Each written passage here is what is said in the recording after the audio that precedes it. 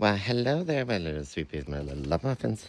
From all around the big blue world, this is your hostess, Miss Tiffany Morgan, calling you live from tomato growing days. From Kingston, Ontario, Canada, the home of limestone and home to me, Miss Tiffany Morgan. Look at this fabulous tomato. Look at it. It's just beautiful. So this is the camone tomato that Carson Arthur and I are having the contest with. So I'm going to be planting this. And as you can tell, I'm planting it in a pot. That's right. So this is a fairly large planter, and I'm going to be growing it on my deck, mostly because I can move it around. I can give it a lot of great conditions in the pot, and still it being open air pollinated and whatnot. And yeah, I can give it a lot of great soil, a lot of great soil.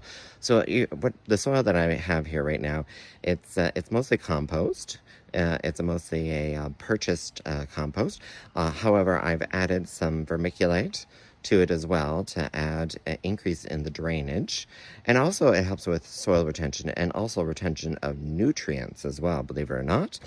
How do I know that? Well, because I took soils and plant growth at University of Guelph, so that's why. But when we're looking at our healthy tomato plant here, we still have the cotyledon leaves. These are the baby leaves, and they don't look like the adult true leaves, as we call them. These are the true leaves up here, further on the stem. They're just a little baby leaf, and but one of the first things that we're going to do is we're going to trim them off. I'm also going to trim off the lower trusses here. Now, why am I doing that? Because I'm going to bury this. When I plant this in the pot, I'm going to plant it really deep, probably up to the second truss here. What I just learned is that the tomato is a member of the Solanaceae family, and apparently all members of the Solanaceae family will produce roots along the main stem. So by burying it deeper, it will produce roots, which will be feeder roots, which will get all those nutrients, all the water and everything like that. But also, it will be a little bit more anchored in the pot, for those high wind sort of days. It'll be able to anchor itself a little bit better in the pot. So that's what we're going to do today. But first of all, we have to take those leaves off. We don't want to bury the leaves in there because they could cause infection and rot. So first of all, take the cotyledon leaves off.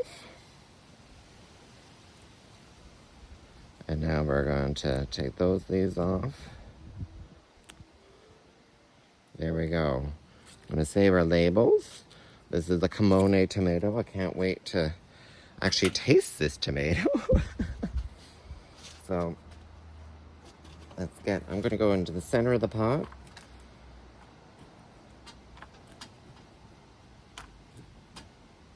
And it's nice and loose. Now, if you were planting this out in the soil bed, you could, put some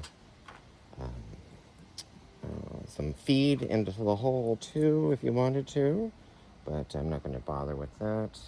Yeah, I think that's it. We're going to be gentle and tip it out. Look at all that fibrous roots. That's good stuff. All right, and then into the hole, try to get it centered.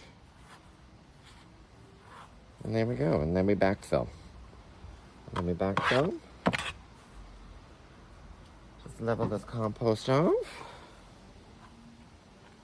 Now, because it's in a pot, I could also top it off with more compost as the season goes on.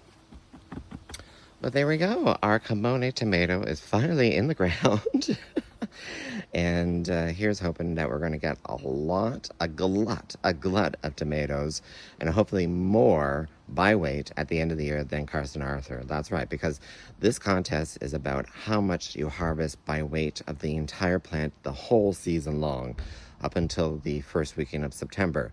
So we want lots of tomatoes. We want not just one big heavy tomato, we want lots of tomatoes, and we want to be weighing them every week.